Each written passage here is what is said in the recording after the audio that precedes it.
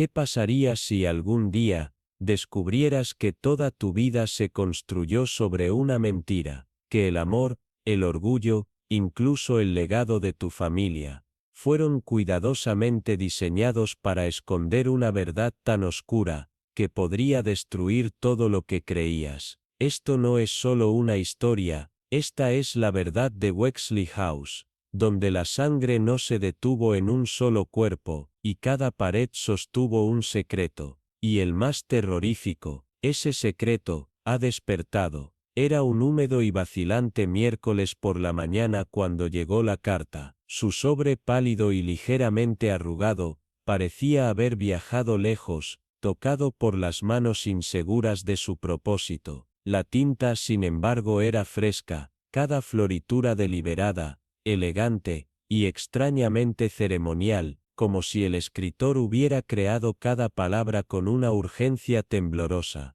La señorita Elira Westbury, sentada junto a su modesta mesa de desayuno, frente a la ventana de su cabaña envuelta en hiedra en el Bajo Dorrington, miró el sobre con un parpadeo de curiosidad restringida. La correspondencia formal era poco común en estos días, especialmente de la variedad social. Su té apenas se había enfriado cuando lo abrió cuidadosamente con el borde de su cuchillo de mantequilla. Su abridor de cartas llevaba días fuera de lugar, pero nunca lo buscó. Dentro, había una invitación, una tarjeta adornada, color crema, en relieve con oro descolorido, y escrita por una mano que no había visto en décadas. Rosalind Merriweather, una vez conocida del círculo de caridad de la iglesia, aquel que se disolvió como azúcar en té, tras una serie de escándalos susurrados. Estás más que invitada, decía la carta,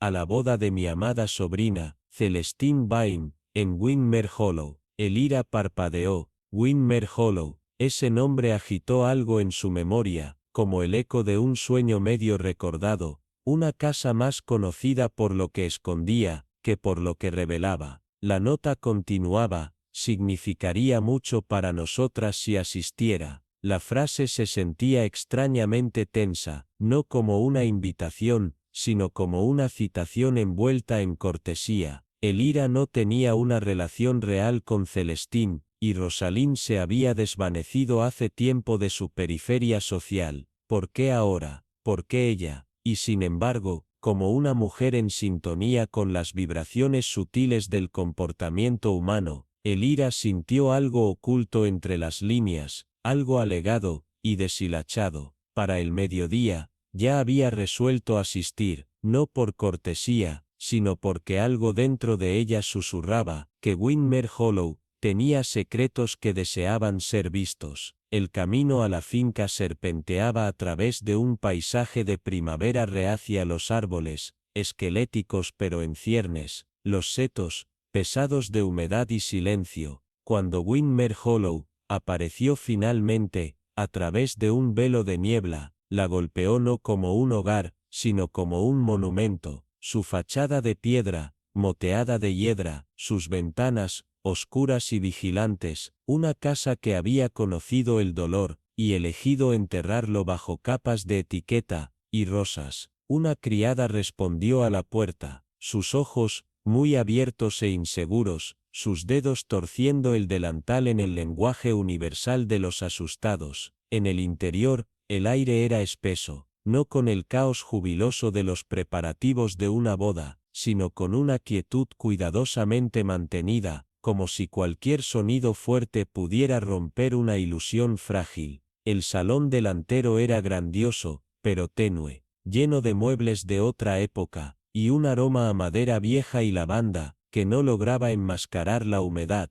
Sobre el hogar colgaba un retrato, una mujer con ojos como vidrio afilado, su expresión severa, labios apretados en juicio permanente. Elira sintió que su mirada se aferraba al polvo. Momentos después apareció Rosalind, su voz, calmada pero torcida en los bordes, sus manos, nunca quietas, revoloteaban como pájaros sobresaltados demasiadas veces. Llevó a Elira al salón, donde se hicieron presentaciones. Celestine, la novia, etérea y nerviosamente radiante, su risa siempre medio ritmo tarde, y sus ojos, parpadeando hacia la escalera. Jasper, su hermano alto y apuesto, con esa clase de quietud que desconcierta, un hombre que solo respondía cuando se le hablaba, y nunca más de lo necesario, y un primo, Aurelia, Audra. Elira olvidó el nombre de inmediato, aunque la frialdad en su mirada permaneció, como un perfume. El té se sirvió en porcelana china, tan delicada que Elira temía que se astillara en su mano. Las conversaciones flotaban como humo agradables, sin propósito, quebradizas. Elira, siempre observadora, dijo poco, pero sus oídos estaban atentos a cada pausa, cada cambio de tono, cada silencio que gritaba más que las palabras. Lady Verena, madre de Celestine, estaba notablemente ausente. No se siente bien hoy, murmuró alguien, y sin embargo, Elira notó una mirada de reojo, entre la ama de llaves y el primo. No era mirada de enfermedad, sino de algo más pesado. Más tarde, sentada junto a la esposa del vicario, una mujer de lengua ansiosa y gusto por la ruina susurrada, Elira escuchó la verdad, en un asombro silencioso. Ella lleva el vestido de su tía, el que usaba antes de que el lago se la llevara. Por una fracción de segundo, las muertes por desventura eran comunes en propiedades tan viejas, pero los vestidos de novia no llevan historias, a menos que alguna vez se empaparan de tristeza. A medida que pasaban las horas, Elira se deslizaba de una habitación a otra, como un fantasma que la casa casi había olvidado temer. Observó a Celestine revisando su reflejo con desesperación, casi como temor. Jasper, firme como una estatua, protegiendo una tumba, y Rosalind, cuya sonrisa se quebraba más con cada minuto que pasaba. La ama de llaves se mantenía cerca de las puertas. Sus ojos veían todo, pero no revelaban nada. La tensión no estaba solo en el aire, estaba en las tablas del suelo, en las paredes, en la forma en que los candelabros apenas se balanceaban, pero nunca se asentaban. Silenciosa y firme como una matrona de aguja fina, sabía que esto no era solo una boda, sino una representación, cosida por una tragedia aún no resuelta. No necesitaba voces para escuchar la verdad, estaba en el ritmo, en las conversaciones inconclusas, en la silla vacía, en una mesa puesta para 6. Algo había sucedido allí, algo que nunca fue del todo enterrado, y ahora, con la ceremonia inminente, eso estaba emergiendo, pulgada a pulgada, aliento por aliento, una presencia, vestida de encaje y venganza, esperando el momento justo, para revelarse, porque en casas como esta, donde la hiedra se aferra a la piedra como los secretos a la memoria, las bodas y los funerales, suelen ir de la mano, uno prometiendo un comienzo el otro, exigiendo un final, pero ambos con un talento singular, para desenterrar lo que se dejó enterrado, las disputas olvidadas, los escándalos susurrados, y las verdades silenciadas, se deslizaron hacia la luz, como si la ocasión las hubiera convocado, y esta mañana, en particular, tenía una quietud demasiado tensa para ser inocente. Lo que más inquietó a la señorita Aldora Finch no fueron las sonrisas frágiles, o las miradas de latón compartidas entre los primos que no habían hablado en años, ni era la risa forzada que se agrietó como el hielo delgado sobre aguas profundas. Era el vestido de novia que nadie parecía dispuesto a reconocer, el vestido que pertenecía a Lillian Hawthorne, la futura novia, una prenda cosida no solo con encaje, sino con una historia tan irregular, que bien podría haber sido hecha de vidrio. Cuando la última porción de pan de grosellas desapareció y el reloj del abuelo gimió anunciando la siguiente hora, la señorita Finch supo que esta no sería una boda ordinaria, y si nadie más se atrevía a despegar las capas de placidez para averiguar por qué, ciertamente lo haría ella. El primer grito llegó justo antes del amanecer. No fue lo suficientemente fuerte, pero sí lo bastante agudo como para fracturar el silencio que cubría el pasillo. Era la criada Clara, temblando al pie de las escaleras, agarrando el vestido como si pudiera quemarse las manos. Una mancha de color óxido había florecido a través del corpiño, rígida contra la seda marfil, de forma inconfundible e intención clara. Una racha de sangre vieja seca pero acusadora, colocada, precisamente sobre el corazón. Los invitados se reunieron como polillas al desastre, tazas de té abandonadas a mitad de la mano, sillas raspadas apresuradamente, las voces alzándose en confusión y negación. Lilian jadeó al verlo, con las manos volando a sus labios. Su reflejo en la puerta de vidrio, de repente parecía un fantasma.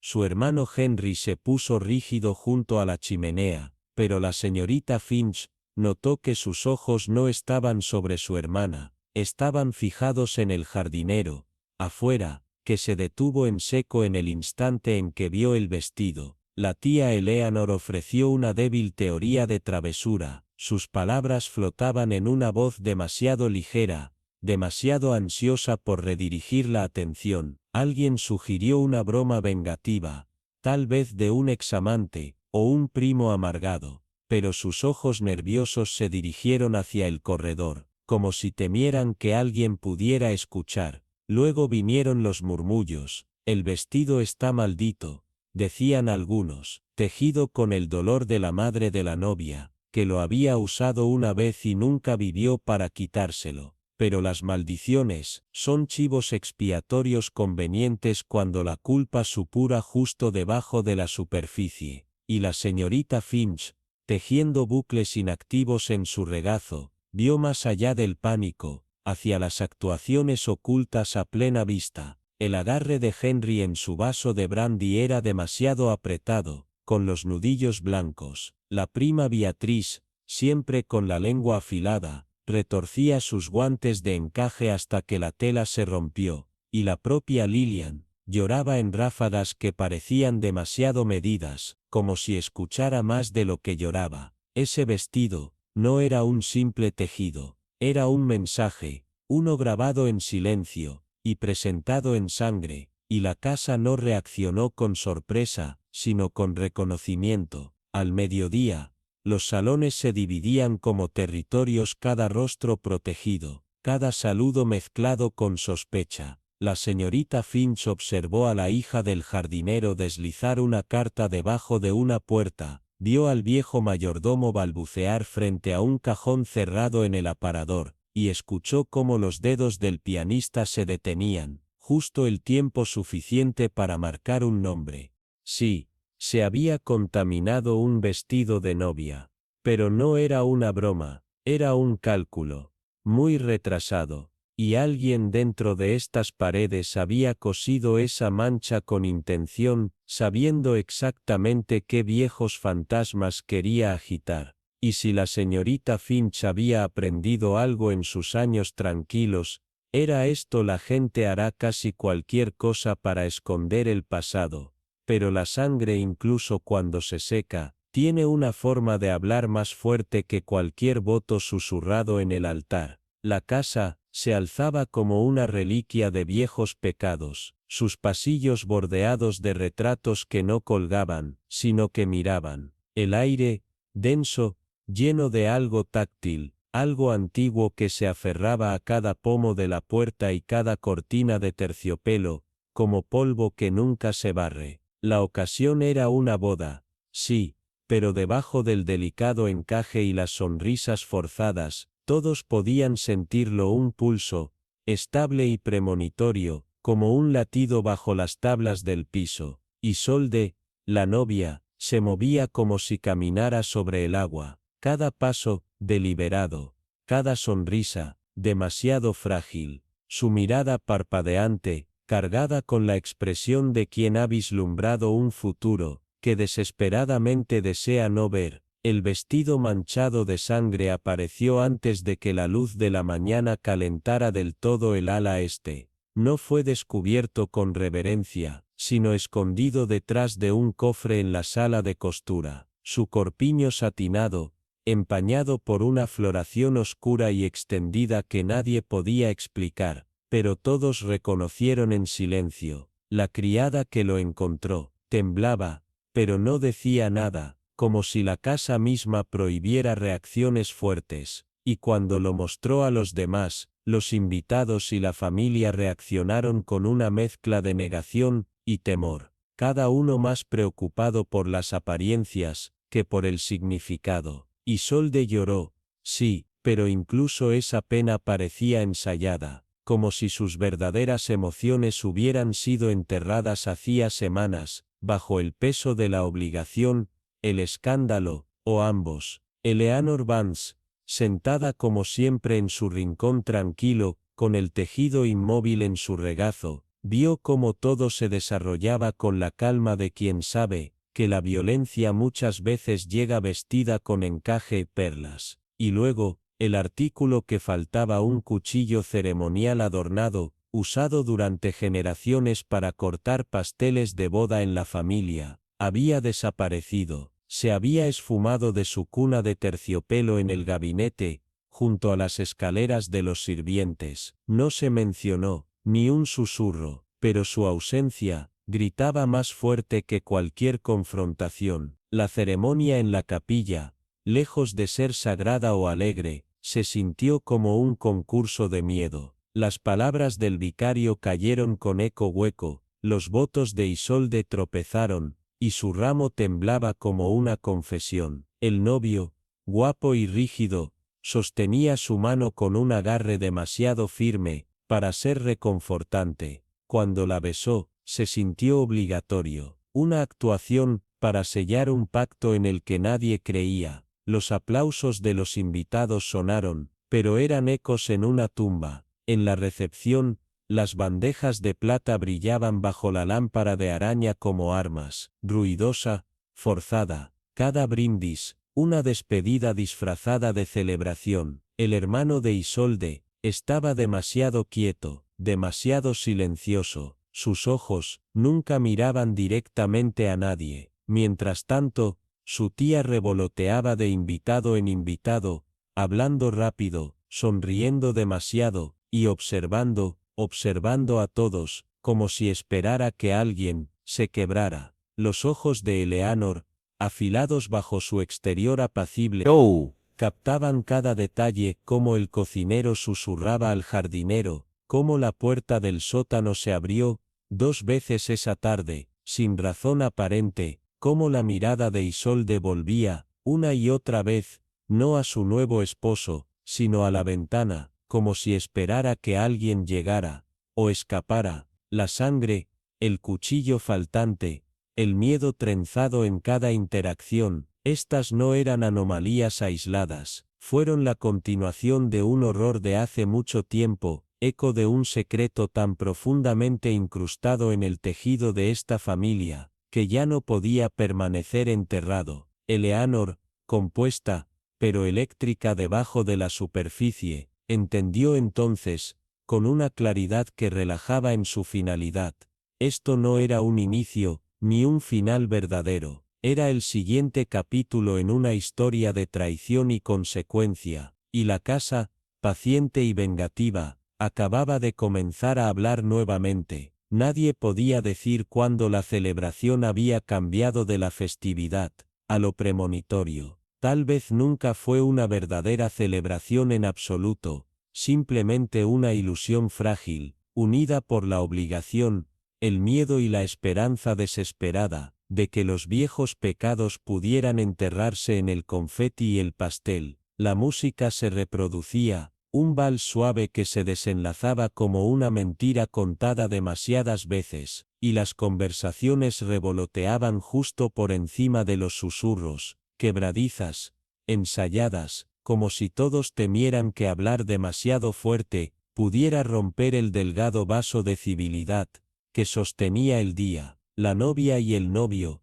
hermosos y distantes, se paraban como figuras de cera en un cuadro olvidado. Sus sonrisas se extendían demasiado bien, sus manos nunca se tocaban. Dos extraños que pretendían estar enamorados, por el beneficio de una habitación que fingía no darse cuenta. La señorita Elspeth Hartley, envuelta en su chal habitual que olía débilmente a lavanda y bolas de naftalina, se sentaba inmóvil junto a la chimenea, pero sus ojos no se perdían nada, se movían con precisión quirúrgica, rastreando miradas, cazando silencios, hurgando entre hemlinas de seda y burbujas de champán. Estaba en las cosas no dichas, en las miradas rotas demasiado rápido, en las sonrisas que morían justo antes de llegar a los ojos, donde la verdad se aferraba como moho en las viejas paredes. Cerca de la ventana,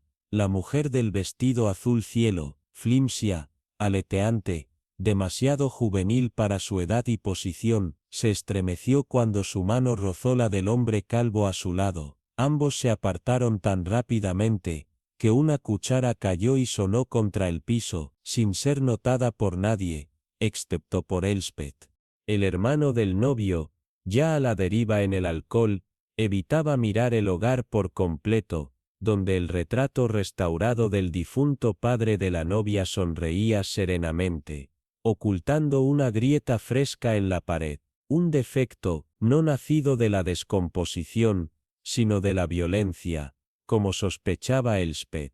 El aire mismo parecía contraerse, lleno de memoria y malicia. Luego vino la señora Linley, empolvada y perfumada hasta casi la asfixia. Su aliento, cálido con chismes, mientras se inclinaba para susurrar, una sombra, sí una sombra, que había visto la noche anterior, por el arco del jardín, inmóvil, observando, como un fantasma con asuntos inacabados. Su esposo se había burlado, por supuesto, pero Elspeth leyó la verdad en el temblor detrás de su sonrisa pintada. Ella no compartía para revolver el drama, descargaba algo que la había asustado hasta los huesos, y sin embargo, no fue la apariencia del extraño lo que más golpeó a Elspeth, fue el momento de la confesión. ¿Por qué ahora? ¿Por qué aquí? Como si este pequeño detalle se hubiera guardado, reservado, para cuando el silencio se volviera demasiado pesado, y entonces, estaba la cuestión del vestido manchado de sangre, alejado apresuradamente de la vista, detrás del biombo en la sala de música.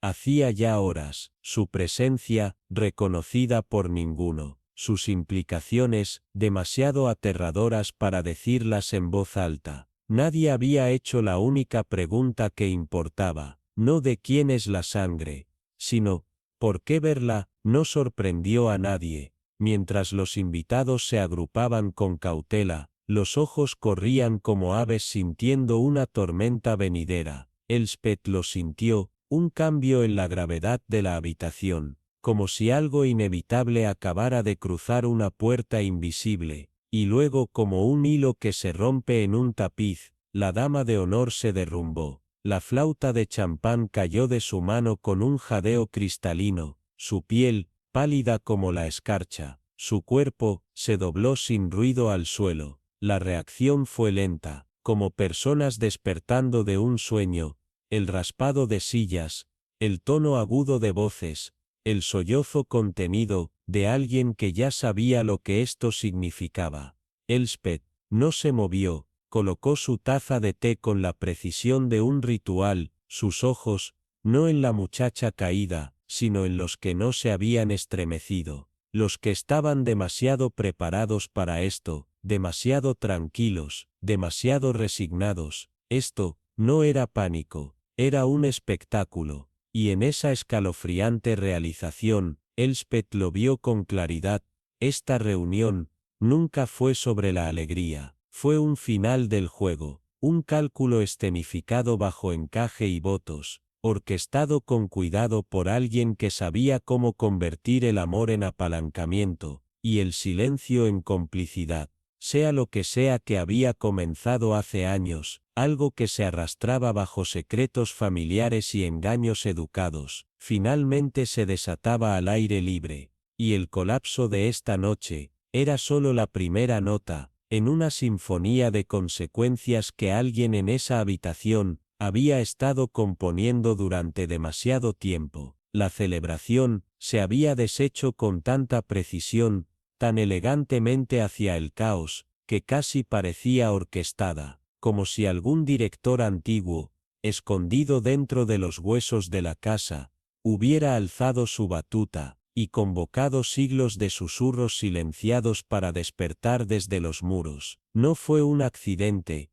se sintió inevitable, ensayado en el crujir de las tablas del suelo, en el silencio contenido de las puertas de antaño. El grito que desgarró la frágil elegancia de la noche, no vino de un invitado, ni siquiera de la novia, vino de las paredes mismas, o tal vez, del alma de la casa. Un lugar, demasiado viejo, y demasiado herido, para seguir guardando silencio. La dama de honor, no simplemente cayó, se desplomó, violenta, súbitamente, como una marioneta cuyas cuerdas habían sido cortadas por una mano invisible. Su cuerpo golpeó el suelo con una finalidad apagada, sus extremidades torcidas, sus ojos, ya vidriosos por la conmoción, y en su último jadeo consciente, no miró a nadie, miró hacia algo, que nadie más podía ver. El vaso de champán se deslizó de sus dedos, y se rompió con un susurro suave,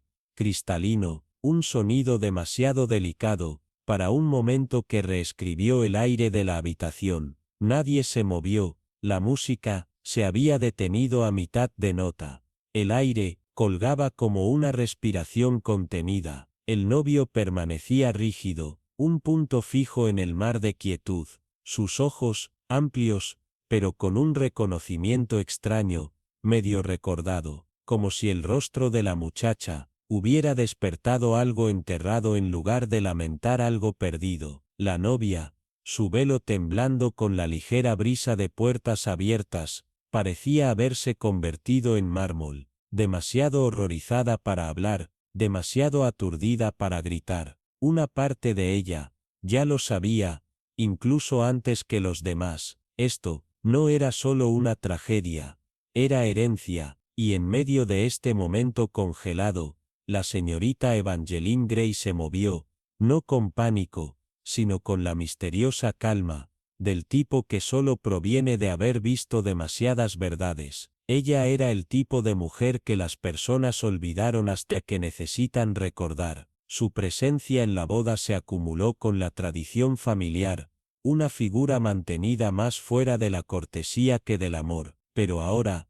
ella dio un paso adelante con un propósito tranquilo, su mirada aguda detrás de las gafas con montura dorada, como si estuviera leyendo un guión que solo había visto ella. No se inclinó hacia la niña ni gritó. Llegó al vidrio caído, levantándolo delicadamente, inclinándolo hacia su nariz. El aroma era engañosamente encantador, cítrico y floral, pero debajo de él había algo más, débil e implacable, amargo, metálico, familiar. Acónito, belladona, no había dramatismo, solo un veneno lento y calculador, del tipo que ofrece una ventana para reflexionar antes de que el cuerpo colapsara. Evangeline no habló, no necesitaba hacerlo. Ella entendió lo que los demás aún no podían decir en voz alta, que lo que acababa de ocurrir no era el comienzo de algo, sino la continuación de algo muy viejo y muy inacabado. A medida que la habitación comenzó a revolverse,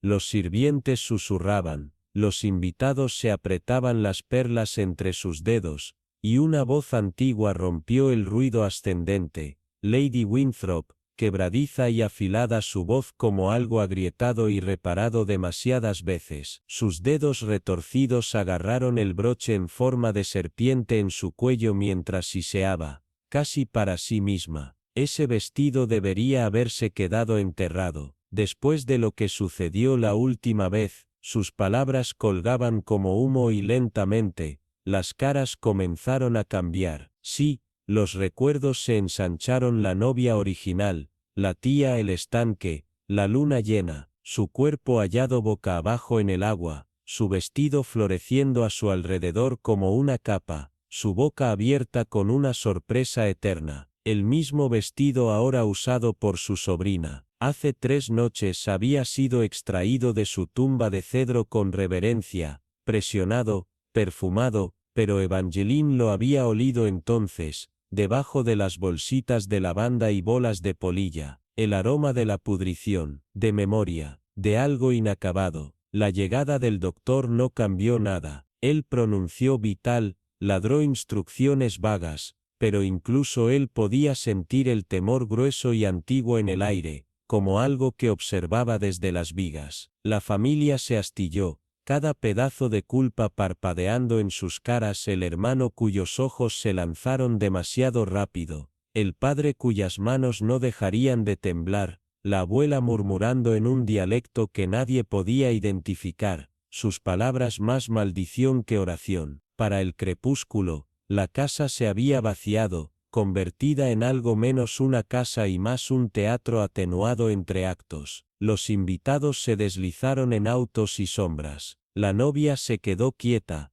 intacta, su vestido se acumulaba como leche derramada, sus ojos desenfocados. Evangeline se movió silenciosamente a través de los pasillos, la casa gimió con cada paso, recordando lo que recordaba también. En el salón, encontró el vestido nuevamente, plegado, pero descuidadamente, como si alguien no pudiera soportar tocarlo más tiempo de lo necesario. Colocó una mano enguantada sobre la tela, una nueva mancha cerca de la cintura, fresca, vino oscuro, pero era la más antigua, cerca del dobladillo, escondida debajo de costuras cuidadosas, la que la enfrió oscuro, de color óxido oxidado en los hilos. Sangre, vieja, pero no olvidada. El vestido no solo había sobrevivido a 2 muertes, sino que las había absorbido. 2 mujeres, 2 bodas, 2 extremos inoportunos, y la misma seda maldita a su alrededor como la red de una araña.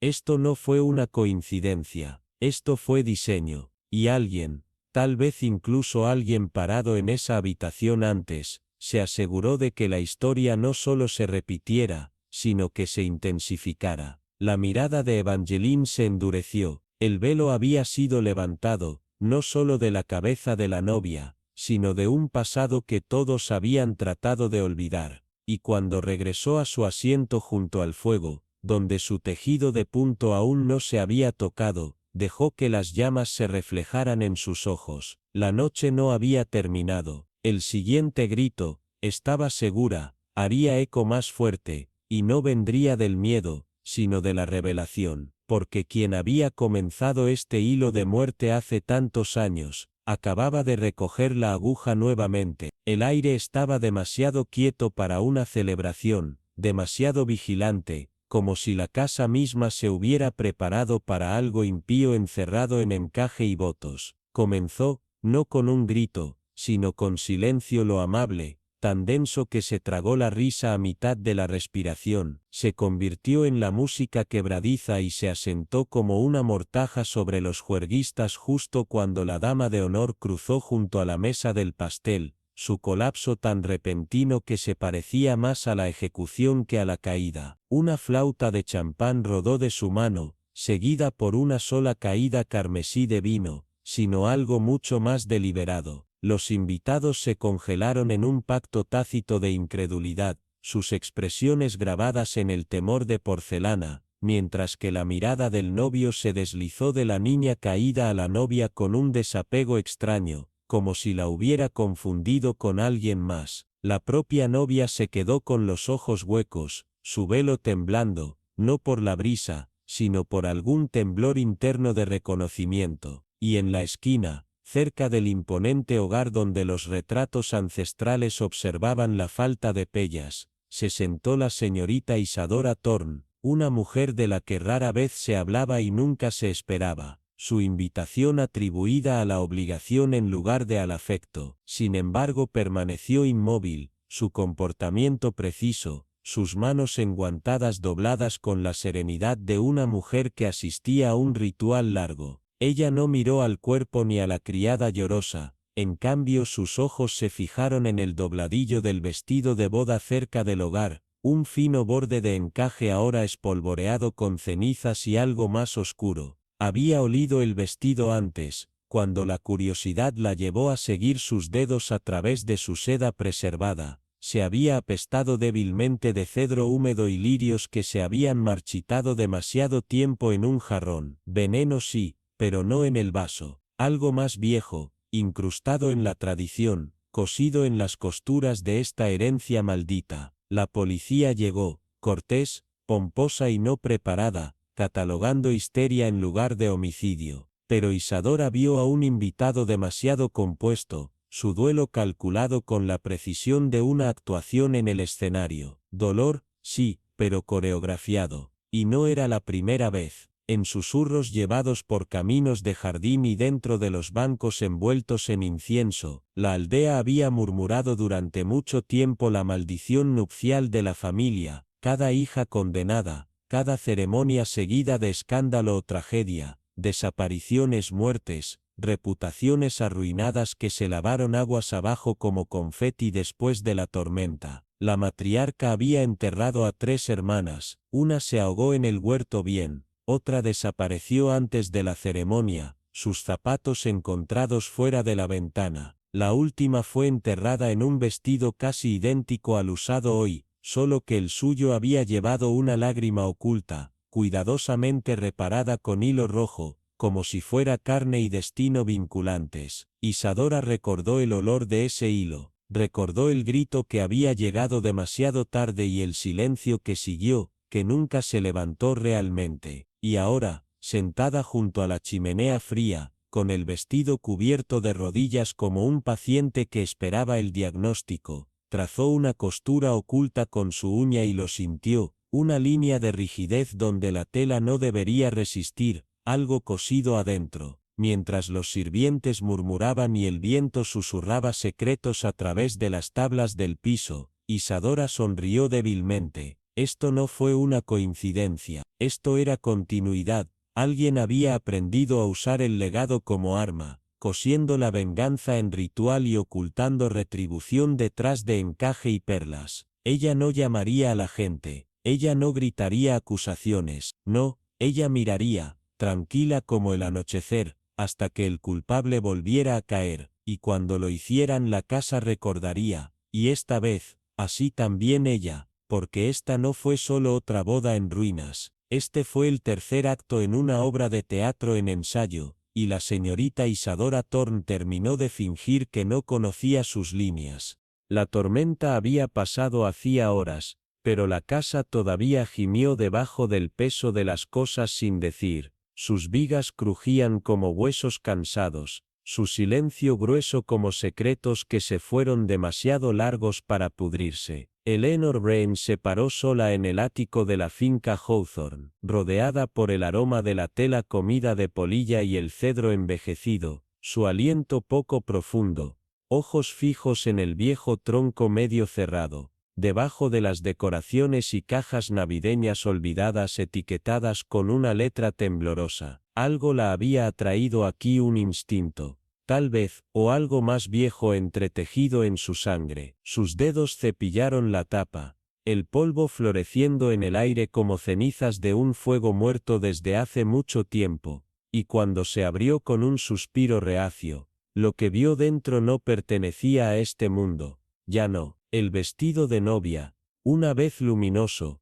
era ahora el color del viejo pergamino, el encaje quebradizo, la seda doblada con una reverencia que sugería miedo más que sentimiento, pero no fue la edad del vestido lo que hizo que su respiración se acelerara, era la mancha oscura que se extendía por el corpiño, como una herida que todavía lloraba después de todos estos años, negándose a ser olvidada. Y luego un segundo shock, una delicada costura cerca del dobladillo, recientemente desactivada y reestructurada torpemente, como si alguien hubiera escondido algo dentro y luego intentó borrar el acto. Con un remolque cuidadoso, Eleanor soltó el hilo y salió una pequeña bolsa de terciopelo, su contenido susurrando el dolor. En el interior, un relicario plateado, cálido a pesar del frío, que contenía una fotografía de 2 hermanas idénticas, una sonriendo con la gracia de un intérprete, la otra mirando con la tranquila ferocidad de alguien que sabía lo que costaba pasar por alto. Presionado detrás de la foto había un trozo de papel doblado, sus esquinas se desmoronaban, su tinta se desvanecía, pero legible. Tomé su lugar pero no su paz, y ahora el vestido nos pertenece a los dos. Las rodillas de Eleanor cedieron ligeramente, su mente desentrañando una historia que su familia había enterrado mucho bajo capas de silencio educado y recuerdos alterados. Recordó las historias de media oración, de una boda que había terminado con vidrios destrozados y sangre manchada por el altar, de una hermana que había desaparecido sin rastro, y un novio que había abandonado el país antes de que la luna de miel pudiera comenzar. En la biblioteca, enterrada detrás de volúmenes polvorientos de clásicos olvidados, luego encontró el diario de su abuela, sus entradas cosidas con angustia. La verdad surgió lentamente, como un hematoma que florecía debajo de la piel pálida. Al novio le había encantado a la hermana equivocada. Su tía abuela, desesperada y forzada por un patriarca borracho delegado, se había puesto el vestido destinado a otro. Ella se había quedado antes de los invitados, un fantasma de seda, prometiendo votos que no eran de ella, robando una vida en nombre del deber. Pero la culpa, se dio cuenta Eleanor, se mancha más profundo que la sangre. La verdadera novia había intentado huir, hablar, pero había sido silenciada, y lo que siguió fue cubierto, reescrito, borrado pero no olvidado, no por la casa, no por el vestido. En la planta baja, la familia se estaba preparando para otra boda primo de Eleanor, radiante e ingenuo, deslizándose en un ciclo que aún no entendía. Eleanor sabía entonces que el pasado no había terminado con ellos. Algunos legados son reliquias transmitidas en anillos y recetas, otros están entretejidos en tela y silencio. Esa noche, mientras el viento aullaba a través de la chimenea y la casa suspiraba bajo el peso de la verdad, Eleanor devolvió el relicario y la carta al forro del vestido, pero agregó su propia nota. Esto termina conmigo, porque algunas historias, no importa cuán elegantemente ocultas, demandan que se demuestren. Y arriba, detrás de la puerta del ático que ahora se negaba a permanecer cerrada, el vestido esperaba, no maldito, no embrujado, pero pesado con la verdad de las mujeres a las que nunca se les dio voz, e hijas que ahora deben elegir si usar la mentira o quemarla. Era una noche de veneno cuando Elira de Souza desbloqueó la puerta del ala más antigua de la biblioteca de Haveli, donde la luz de la luna se filtró débilmente a través del vidrio deformado, disolviendo en sombras que parecían respirar. El tiempo en sí colgaba suspendido en esa quietud, tan grueso y solemne que incluso el acto de respirar se sintió como una transgresión. Antes de ella, presentada con una precisión casi ceremonial, había dos vestidos de novia, uno nuevo y radiante, el otro viejo y marchito como un recuerdo demasiado largo enterrado. Se enfrentaron como un espejo de plazos, como si el pasado y el presente hubieran sido forzados a la confrontación. La mirada de Elira sostuvo una resolución tranquila, del tipo de años de escuchar cosas no dichas, de escuchar el susurro debajo del silencio. Sus ojos rastrearon las manchas idénticas en ambos vestidos, comenzando en el hombro izquierdo y sangrando diagonalmente sobre el corazón. No era un toque descuidado de vino, ni manchas de lápiz labial errante, esto era deliberado, un mensaje escrito en el lenguaje de la seda y la sangre, una acusación vestida de blanco. Alguien no había usado simplemente el vestido, lo habían armado, resucitando una transgresión pasada para perseguir al presente,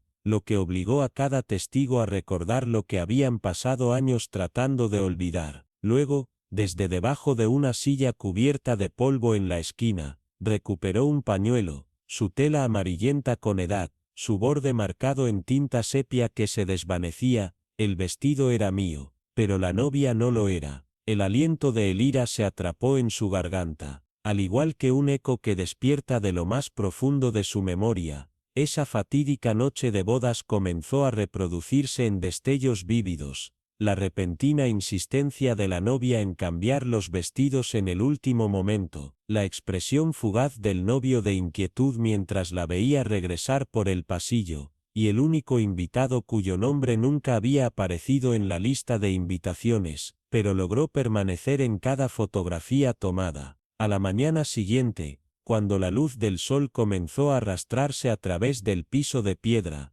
la criada descubrió el velo nupcial empujado descuidadamente debajo de la maleta del mejor hombre, crujido, desgarrado, como si estuviera oculto apresuradamente. La duda envenenada se extendió por la casa como tinta en el agua. El mejor hombre, una vez que se rumoreaba que estaba cerca de la novia, fue arrastrado de su desayuno en una tormenta de susurros y sospechas. Su rostro pálido, su voz temblando, protestó: «Nunca lo he tocado, ¿por qué lo haría?». Pero sus manos temblorosas lo traicionaron, y cada palabra solo avivó el fuego del juicio público. Todos estaban ansiosos por creer lo peor era conveniente, tenía sentido, pero Elira permaneció en silencio. Ella observó cómo sus ojos se estremecían cuando se hablaban ciertos nombres, cómo su culpa no surgió de la acción sino del conocimiento. Estaba ocultando algo, sí, pero no el crimen en sí. No fue el culpable quien se destacó en sus ojos,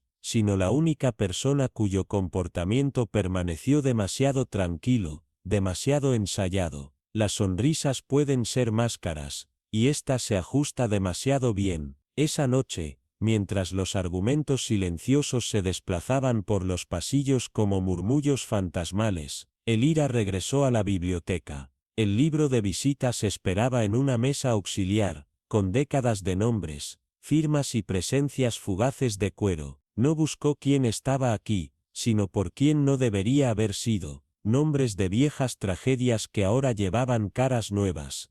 Y allí estaba un nombre de otra vida, el mismo atado al vestido manchado original, renacido en esta generación bajo una nueva apariencia, escondida a la vista. Esto no era fantasma, ni maldición antigua, era venganza. Un cálculo calculado se elaboró con el tiempo, se unió a la tradición y se desató en el altar de la memoria. Mientras el hogar se lanzaba y giraba en sus camas, ahogándose en secretos y medias verdades, Elira dobló los dos vestidos y los devolvió al armario. Ella dejó un solo trozo de papel, escrito a mano en su elegante mano: «No todos los vestidos son una mentira, pero cada mentira finalmente se envuelve en una». Esto no fue, más tiempo simplemente un misterio, era una profecía, y en algún lugar, el siguiente chivo expiatorio ya estaba siendo medido para su papel en el tejido del pasado. La parpadeante luz de las velas envió sombras nerviosas que se arrastraban por el papel tapiz descolorido cuando Evelyn Hartley entró en los fríos y olvidados pasillos de Briarwood-Stadt, un lugar no solo construido con ladrillo y madera, sino que se entrelazan con secretos, vergüenza y silencio. El aroma de las rosas secas y algo mucho más antiguo, algo como el polvo y el dolor, se volcó en el aire, envolviéndola como un recuerdo que nunca había pedido revivir. Cada rincón susurraba cosas que deberían haberse quedado enterradas, y el silencio no era pacífico, era del tipo que escuchaba. En una mesa cubierta de encaje junto a la ventana Mullionet descansaba un libro de visitas, aparentemente inocente pero abierto recientemente, sus páginas inquietantemente intactas por el tiempo. Evelyn, una mujer conocida por su precisión y control, tocó con los dedos estables desde décadas de fuego cruzado legal, pero ahora tembloró, no por el miedo, sino el reconocimiento. Sus ojos escanearon las firmas hasta que,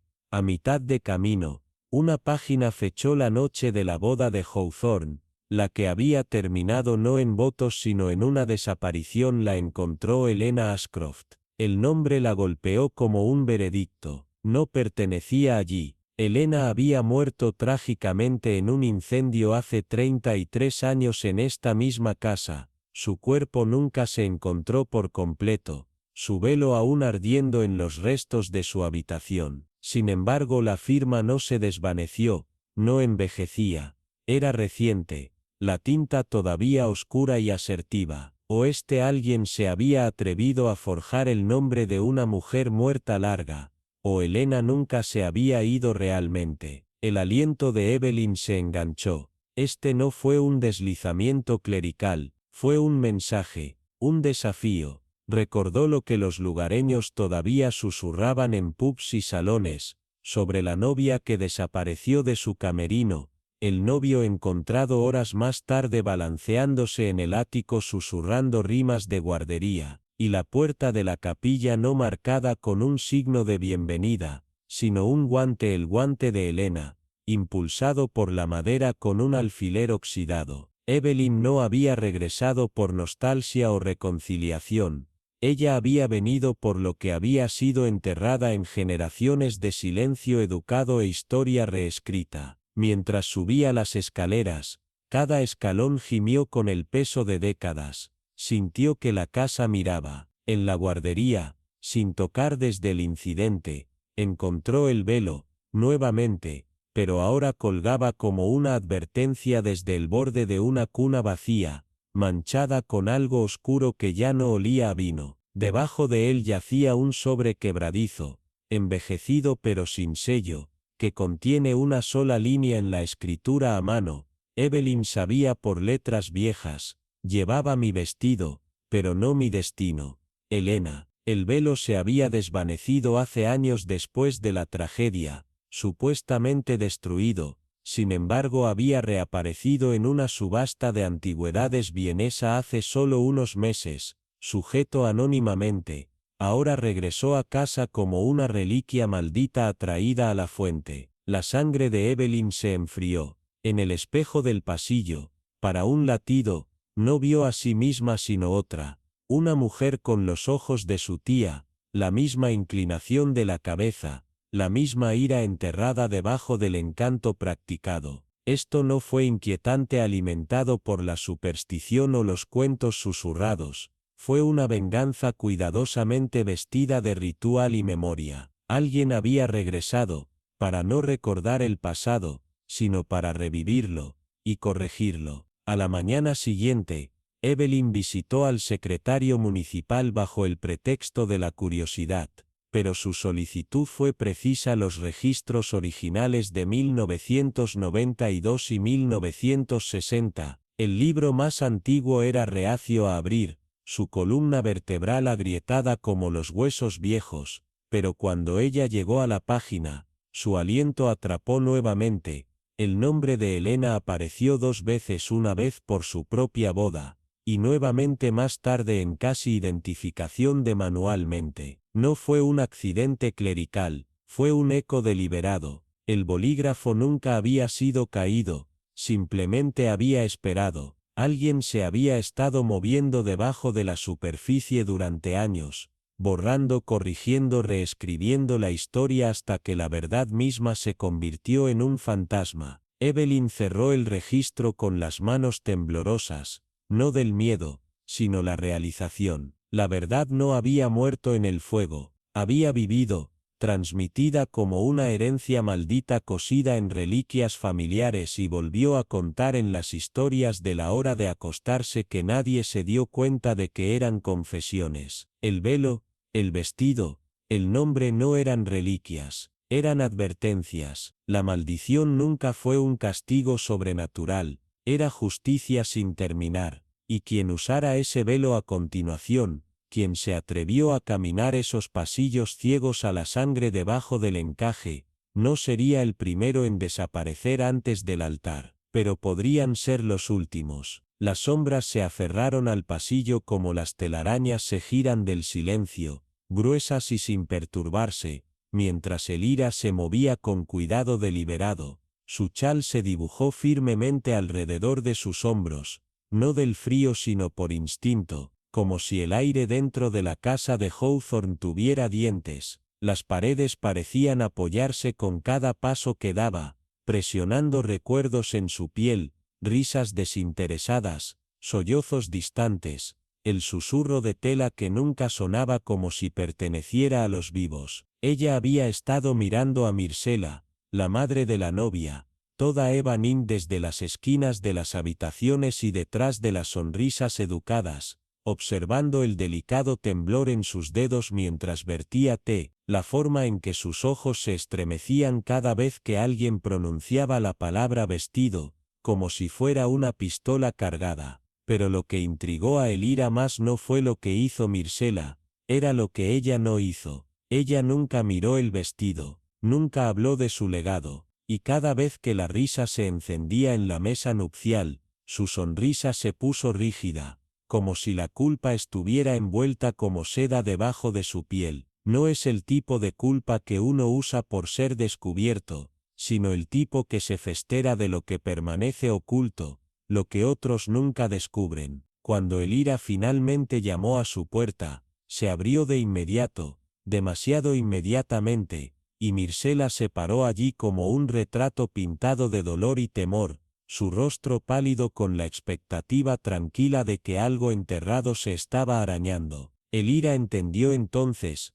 Myrcella no la había estado esperando, sino por el momento en que el silencio finalmente se derrumbaba bajo su propio peso. El dormitorio apestaba a la alegría desaparecida, el aire de lavanda rancio con nostalgia, los muebles dispuestos como si el tiempo hubiera sido congelado deliberadamente, y en una pared, encerrada en vidrio como una reliquia sagrada, colgaban el vestido, una cosa de marfil y prestado, con encaje que parecía respirarse. Myrcella se sentó, sus dedos se preocuparon por el borde de la colcha, como si estuviera desentrañando algo que solo podía ver, y luego habló. No se suponía que fuera suyo, susurró, voz suave como la seda de luto. Estaba destinado a mi hermana. La historia se desarrolló en pedazos, cada palabra un trampolín sobre un abismo de dolor. Talia, la hermana mayor, fue una vez la brillante joya de la familia, audaz e inquebrantable, hasta la noche anterior a su boda, cuando algo no hablaba por debajo del peso de los secretos. Había habido una pelea, violenta, silenciada detrás de las puertas de roble, una confrontación con su padre, sobre un amante que nadie se atrevió a nombrar.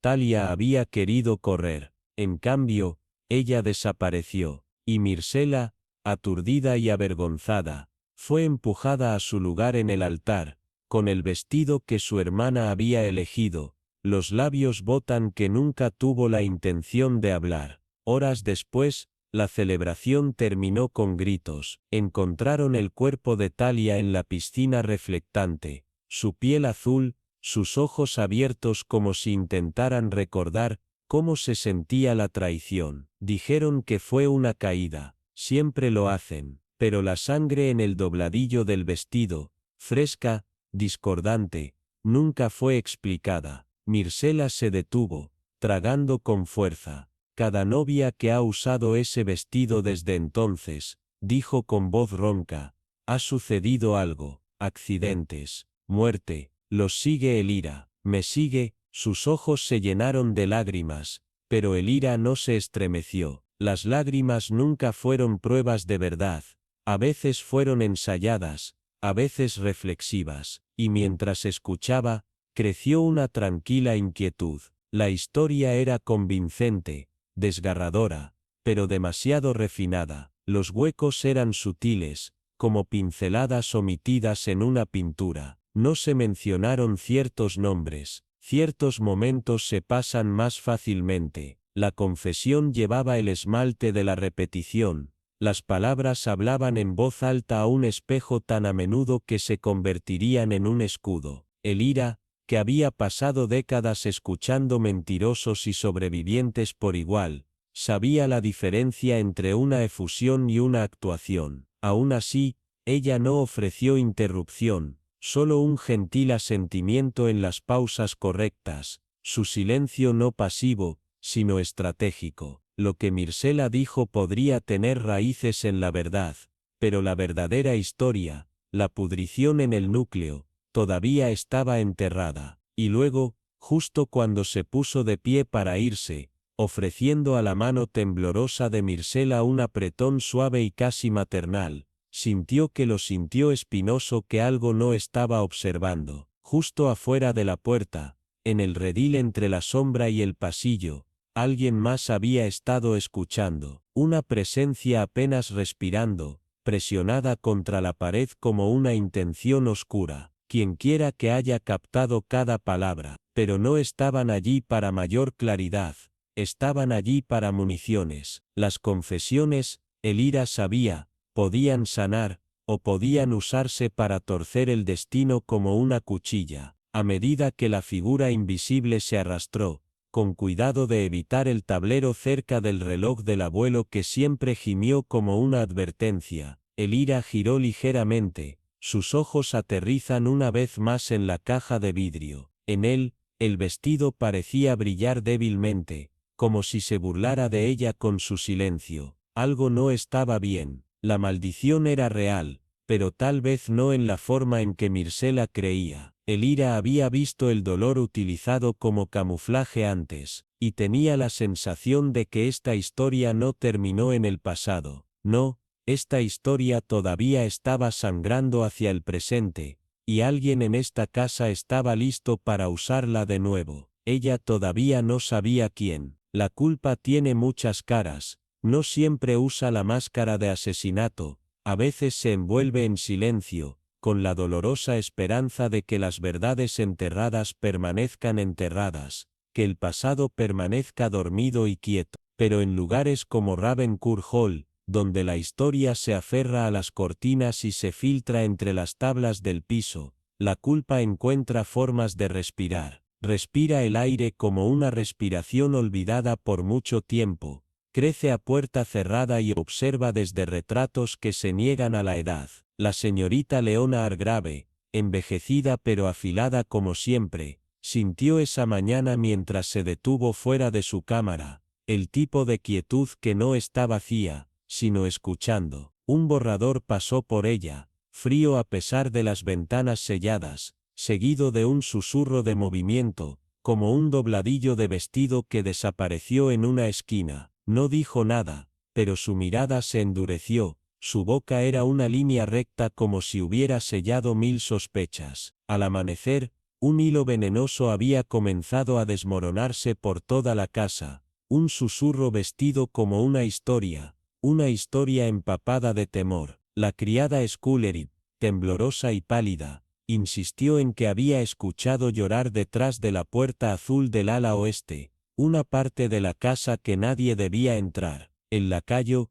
escuchando, lo pasó como un hecho. A mediados de la mañana, el primo de la novia estaba volviendo a contar la historia con nuevas florituras, croches en la pared, una silueta en el espejo, y aunque nadie podía decir dónde comenzó, de repente estaba en todas partes. Los rumores, después de todo, no necesitan pruebas, solo necesitan miedo. Cuando Lady Evelyn confesó esa noche, todo sonaba demasiado perfecto, demasiado perfectamente trágico. Su cuento, el vestido maldito, la sangre, el linaje de la locura entre las mujeres Marlowe, se sometió menos a la revelación y más como algo memorizado. Representaba los gritos de la noche, el sirviente desaparecido, la niña ahogada y la puerta del ático cerrada. Pero la señorita Hargrave, sentada en la mesa del desayuno al día siguiente con su cuchara suspendida en el aire, parecía inmóvil. Sus ojos escanearon la habitación lentamente, como alguien que busca no una persona, sino una fractura. Había escuchado muchas confesiones en su tiempo, y conocía el atractivo peligroso de una bien ordenada. Las verdaderas confesiones no vienen en líneas limpias, son irregulares, inestables, no dispuestas. Lo que Evelyn había ofrecido era una actuación, y la señorita Hargrave sospechaba que la verdad se escondía en lo que había quedado tan cuidadosamente excluido. Más tarde, esa tarde, se sentó debajo de la ventana de la sala este, la luz gris que la rodeaba como un viejo humo. Su punto de punto yacía intacto en su regazo, olvidado. Ella no estaba pensando en maldiciones, estaba pensando en patrones, en historias que se repiten porque nadie se atreve a cortar el hilo. Fue ella quien en silencio, le pidió a la casa que se reuniera en el salón, no con el drama, sino con el tipo de calma que hizo que se negara fuera impensable. Para entonces, incluso el silencio se había vuelto insoportable. Vinieron, dibujados por algo más pesado que la obligación. La novia parecía un fantasma en marfil, dedos que destrozaban un pañuelo de encaje. El novio estaba parado como un soldado en guerra con sus propias dudas. Evaline habitó los ojos de todos, sus manos temblando demasiado finamente para ser solo de edad. Otros se reunieron en esquinas y sombras, como si tuvieran miedo de ser vistos con demasiada claridad. La señorita Hargrave dejó que el tranquilo se estirara hasta que estuvo lo suficientemente apretado como para romperse, y luego comenzó, no con acusación, sino con memoria. Su voz era baja y firme, del tipo que hace que la gente escuche sin saber por qué. Maldiciones, dijo, no nacen, están construidas, capa por capa, mientan por mentira, hasta que olvidemos dónde comenzó la verdad. Ella habló de una carta que había desaparecido antes de que pudiera ser entregada, de una niña cuyo corazón había sido roto no por traición sino por servicio, de un secreto celebrado durante décadas por alguien que amaba demasiado y confiaba demasiado mal. Ella habló de un vestido no maldecido por fantasmas, sino por lo que se había hecho en su nombre, de una chica que no se cayó, pero saltó, porque nadie le había dado una voz, y lentamente, palabra por palabra, el mito comenzó a romperse. Esta casa, dijo, su mirada estable, nunca fue maldecida, solo fue enterrada, por el dolor, debajo de la culpa, debajo de la cobardía de los que temen hablar. Su voz no se levantó, pero sonó como una campana en la quietud. Y alguien en esta sala, agregó, sabe exactamente quién cosió la primera mentira en ese vestido, y lo que estaban tratando de esconderse. Por un momento, nadie se movió, sin aliento, sin tos, solo un ritmo parpadeante, un cambio casi imperceptible en un par de ojos. Eso fue todo lo que tomó. No es una confesión, ni un grito, solo un parpadeo, solo la verdad, en silencio, comenzando a despertar en el silencio que había dormido demasiado tiempo. La superstición siempre había sido una prisión conveniente para la familia Bramble, una cadena invisible que usaban con orgullo, culpando a cada desgracia por susurros del pasado en lugar de la podredumbre que se arrastraba constantemente a través de su presente. Blackthorn Manor, un lugar lleno de risa y legado, ahora resonaba solo con el fuerte silencio de las cosas no habladas. La legendaria Curse de Bramble, una historia tejida por la muerte de 3 novias durante 100 años, ya no era una leyenda de advertencia, se había convertido en un escudo, una distracción y para alguien en esa casa, el arma perfecta. En la mañana antes de la boda de Eleanor Bramble, la casa despertó al horror. El velo, destinado a ser usado durante la ceremonia, fue descubierto empapado de sangre, y fue cubierto inquietantemente sobre el espejo de la guardería, la misma habitación donde se decía que la primera novia maldita se volvió loca. Gritos seguían, la superstición floreció, y en momentos, la narración de la maldición recuperó su trono. Nadie cuestionó cómo se ingresó a una habitación cerrada, ni quién se beneficiaría de la histeria. Todos los ojos se volvieron hacia el pasado, a historias de espíritus atormentados y novias vengativas, pero ninguno hacia la persona que vertía el té ese día. Eleanor misma, aunque conmocionada, no estaba muerta. Ella reclamó solo fragmentos de memoria, manos frías, una canción de cuna en la oscuridad, el sonido del agua goteante, y una abrumadora sensación de ser observada. Sus muñecas tenían rasguños que no podía explicar, y sus labios temblaron con cosas que no se atrevió a decir. Pero mientras la familia se convertía en ritual y susurros, la señorita Imelda Cray observaba. No es miembro de la línea de sangre, sino una compañera de la abuela de la viuda, Imelda había visto más de lo que ella dejaba, siempre lo había hecho, tranquila, aguda y descartada como inofensiva. Notó la forma en que el té de Eleanor había sido cambiado en el último momento, cómo la criada más joven dudaba antes de beber, cómo sus alumnos se dilataban antes de colapsar al piso, la respiración de la respiración, la palmada de la piel. Y aún así, nadie miró la copa, miraron el velo, porque el velo era más fácil de culpar. Mientras el sol se puso sobre la finca esa noche, lanzando sombras largas y enfermas a través de las paredes de la sala de dibujo, Imelda los convocó a todos,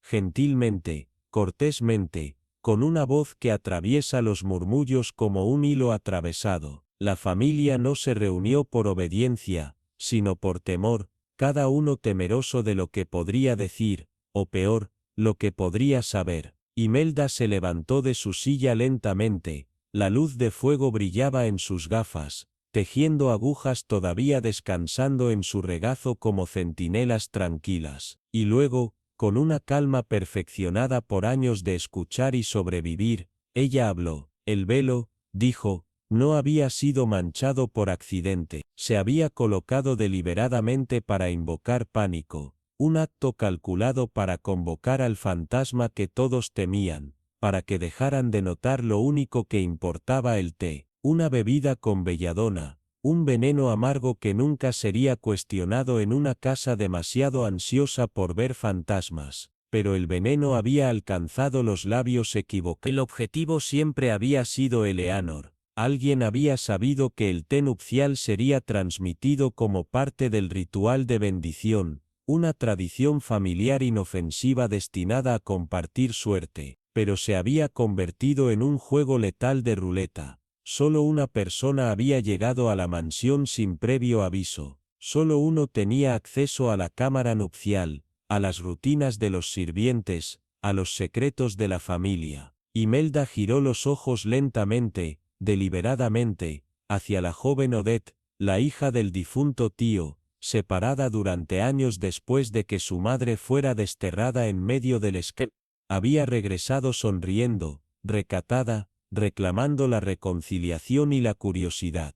Pero Imelda había mirado sus manos, sus ojos, la forma en que caminaba por los pasillos por la noche. Odette no había venido para el cierre, ella había venido por equilibrio. La mayor parte de la herencia de su madre había sido robada, reescrita, borrada, tal como lo había sido Odette, y ahora, Eleanor debía casarse con una riqueza que aseguraría la supervivencia de la familia, dejando a Odette con nada más que un legado de silencio y vergüenza, a menos que, por supuesto, la novia nunca llegara al altar, a menos que la familia necesitara un nuevo heredero. La cara de Odette no se desmoronó al principio, ella simplemente miró hacia atrás, en silencio, pero sus manos la traicionaron, temblando muy ligeramente mientras Imelda colocaba cada momento como piezas en un tablero de ajedrez. El velo nunca fue sobre la maldición, era un señuelo, una hermosa y sangrienta trampa diseñada para distraer. El veneno nunca se trató de venganza,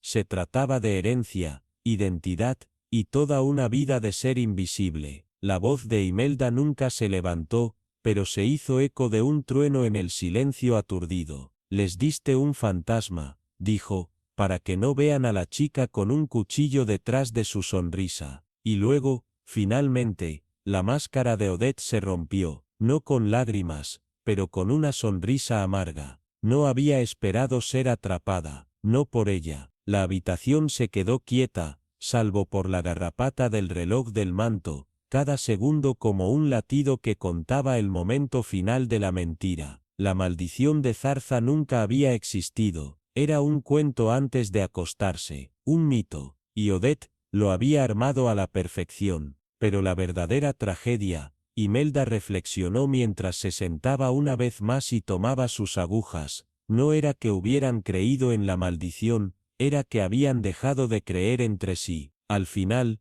la familia no había sido deshecha por fantasmas o leyendas, sino por su propia negativa a ver la verdad frente a ellos. Y Odette, ella no perseguiría a Blackthorn Manor, simplemente sería recordada, como la chica que demostró que las maldiciones no nacen de los muertos, están hechas, cuidadosamente, pacientemente por los vivos. Una vez recordada con risas y encaje, la boda de Hawthorne ahora se ha descompuesto en la leyenda, un susurro que pasó de los labios pintados con lástima e incredulidad.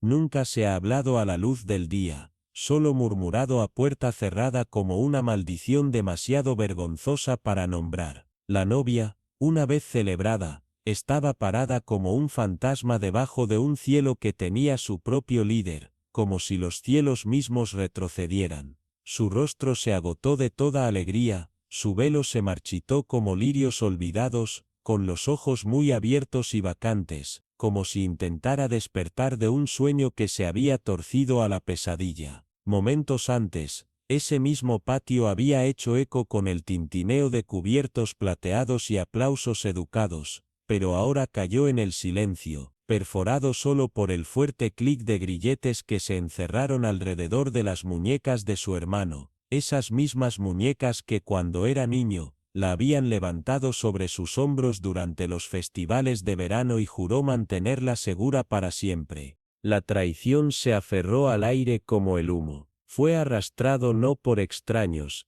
sino por la misma familia cuya risa una vez llenó esas salas, sus caras ahora dibujadas y rígidas. Cada paso suyo no se retiraba del escándalo, sino por la verdad que habían ayudado a enterrar. El lado del novio, envuelto en orgullo almidonado y trajes incómodos, desapareció antes de que sonara la campana del desayuno, dejando de lado los platos vacíos, las flautas intactas y un silencio más pesado que el luto. No había tostadas para amar, ni un ramo arrojado en broma, solo el silencio frío del legado en ruinas. Los susurros comenzaron incluso antes de que el invitado final se hubiera ido, especulación envuelta en cortesía, ojos lanzados, voces bajas, como para hablar, la verdad completa de alguna manera la volvería a convocar. Pero la señorita Evangeline Gray no se demoró por los chismes, se fue inadvertida, deslizándose a través de la puerta del jardín trasero como un fantasma retirándose a la niebla, dejando atrás solo una promesa de escribir y una mirada compartida con el mayordomo. Tanto comprensión, en su silencio, que algunas historias están demasiado manchadas para volver a visitar. Los escándalos, ella sabía, son como tinta en el pergamino antiguo, sin importar cuán delicadamente se bloquee, la sombra de las palabras permanece. Y esta historia particular, cosida con secretos a través de generaciones, finalmente se había desenredado, sangrando su veneno a la intemperie, y dejando la ruina en su lugar. Cuando su tren se apartó a través del campo de vigilia, los setos pasados bañados en la frágil luz de la mañana, y las aldeas no saben las aldeas, de evasión, se quedó quieta, se colocó la columna vertebral recta, los dedos se enroscaron ligeramente sobre sus guantes, pero sus pensamientos saltaron debajo de la calma, volviendo cada gesto, cada mirada, cada palabra dejada sin decir. El mal, pensó, no se anuncia en el trueno o la sombra, crece lento y suave, detrás de puertas cerradas y sonrisas bien ensayadas. La tragedia de esa boda nunca fue solo el champán envenenado, o la sangre escondida debajo del encaje. Fueron los años de silencio los que permitieron que el resentimiento se espesara como la podredumbre en las paredes. Una sola mentira, dejada intacta, había sido alimentada a lo largo de los años con negación y deber, hasta que floreció en una leyenda, y en esa leyenda, la verdad se asfixió. De vuelta en su sala de estar, el fuego lanzando largas sombras ámbar a través de su piso pulido, Evangeline se permitió un solo sorbo de Darjeeling y un aliento profundo con finalidad. La gente pensó, preferiría creer en el destino, en las maldiciones y las desgracias transmitidas como joyas embrujadas, que en el horror mucho más simple que se encuentra en la naturaleza humana. Encuentran consuelo en los presagios y mitos porque aceptar que su propia madre, Hermana prima, podría sostener el veneno detrás de una sonrisa es una carga demasiado insoportable. Pero la señorita Grey lo había visto antes, en mansiones cubiertas de riqueza y en casas de campo con paredes delgadas en papel, la verdad de que la oscuridad usa muchos disfraces, el hijo obediente, la criada leal, la amiga cariñosa. No es un fantasma que se asoma en los vidrios de vino envenenados o en los velos de encaje con la muerte. Es amargura, cuidadosamente cultivada durante años, que se agudiza en resolución. Los celos, la vergüenza, la venganza. Estas reliquias también pasan con la plata y se cosen en cuentos de hadas. Y el horror no es que haya sucedido, sino que podría haberse detenido. Pensó en la niña, radiante en su vestido, condenada por un secreto mayor que su sonrisa. Pensó en el padre que miró hacia otro lado, en la tía que mantuvo su silencio, en el hermano cuyo amor se volvió rancio bajo el peso de la herencia. La casa aún se erguía, las rosas aún florecían en el jardín donde se había lavado la sangre de la piedra, pero algo esencial había muerto allí, y ninguna risa volvería a resonar en sus pasillos de la misma manera. A medida que la noche se profundizó, y el viento aprovechó las ventanas, Miss Grey sabía historias como estas nunca terminan realmente. Van a la clandestinidad, rizándose en las grietas de madera vieja y fotografías descoloridas, esperando que se haga la pregunta equivocada, la memoria incorrecta perturbada, y cuando llega ese momento, se levantan no con gritos o gemidos, sino con el peso tranquilo de la consecuencia inevitable. Justo cuando Eleanor se estaba preparando para dejar el pasado descansar, doblando sus recuerdos como ropa frágil en las esquinas de su mente, una obstinada astilla de inquietud la atravesó, la medalla faltante, no solo cualquier baratija perdida, sino el relicario de piedra lunar, un pedazo de belleza inquietante y reverencia tranquila, su marco plateado grabado con enredaderas rizadas, y una débil inscripción demasiado usada para leer, transmitida desde la primera matriarca enterrada debajo del sauce llorón detrás de Wexley House.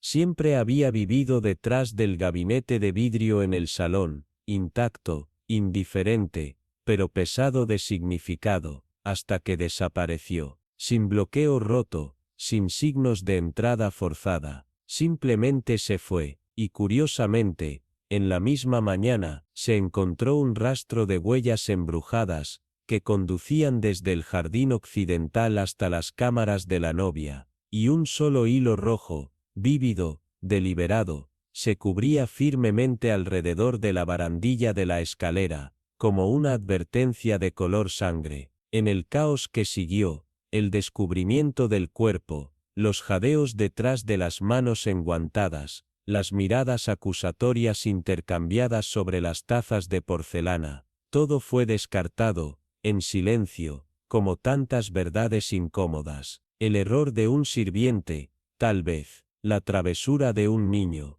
pero Eleanor, con sus ojos tranquilos y su memoria aguda, sabía que, en casas como Wexley, donde el tiempo se siente doblado sobre sí mismo, y el dolor resuena en los pasos, nada desaparece sin dejar atrás un rastro, una razón. Se recostó en el sillón de cuero agrietado, tejiendo inmóvil en su regazo, el té que no tocaba en la mesa lateral, mirando el rompecabezas tensar el hilo, por hilo, invisible. El caso, como insistieron en llamarlo, había sido envuelto por el cierre del cierre, el culpable llamado, el motivo atado con una cinta, los periódicos saciaron. Sin embargo, debajo de las tablas del piso, debajo del fondo de pantalla amarillento en los bordes, ese relicario pulsó con un desafío tranquilo, un latido oculto, que nadie se atrevió a reconocer. Eleanor entendió entonces que algunas historias no concluyen con veredictos o funerales, ellas permanecen, se asientan en las esquinas, y se adhieren a las cortinas, y un día,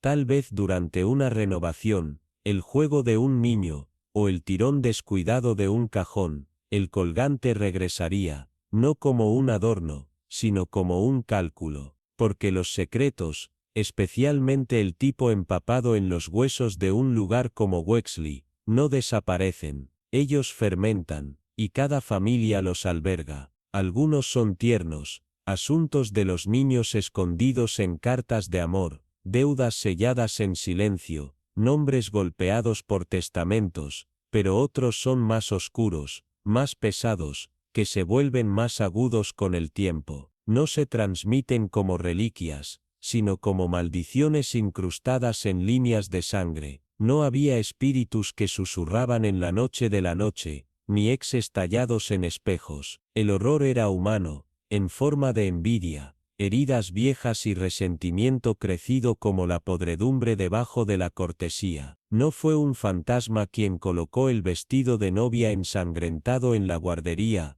o dibujó símbolos crípticos en la condensación. Era alguien que respiraba, calculaba, armaba el folclore para enmascarar el motivo de sangre fría. Y esa, tal vez es la verdad más inquietante, con qué facilidad aceptamos los mitos, las ilusiones convenientes, en lugar de enfrentar los bordes irregulares de la realidad. Con qué frecuencia lo llamamos destino, desgracia o mala suerte generacional, cuando en verdad, es una traición usar la cara de la tradición. Así que dime honestamente, si un cajón bloqueado en tu propio pasado sostuviera algo terrible pero cierto, algo que podría destrozar tu comprensión de dónde vienes, ¿te atreverías a abrirlo? ¿Lo enfrentarías, sin importar las consecuencias? ¿O de Modento como tantos antes que tú, dejarías que el silencio continúe, vistiendo la paz y cambiando la llave para otro lado? Realmente me encantaría escuchar tus pensamientos.